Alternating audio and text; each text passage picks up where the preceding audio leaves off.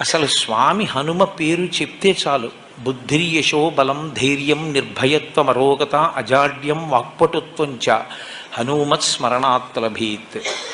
హనుమని స్మరించినంత మాత్రం చేత, హనుమకి నమస్కరించి హనుమని సేవించినంత మాత్రం చేత హనుమ యొక్క గొప్పతనం ఎక్కడుందంటే అజాడ్యం. ఆయనని సేవించినటువంటి వారికి జాడ్యము పోతుంది. జాడ్యము అంటే జడత్వము.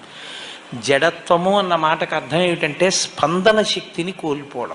శ్రీరామాయణంలో రామచంద్రమూర్తిగా శ్రీ మహావిష్ణువు వచ్చే ముందే బ్రహ్మదేవుడు అనేక మంది దేవతల్ని శాసించాడు. రావణ సంహారం అంటే అంత తేలికైన విషయం కాదు.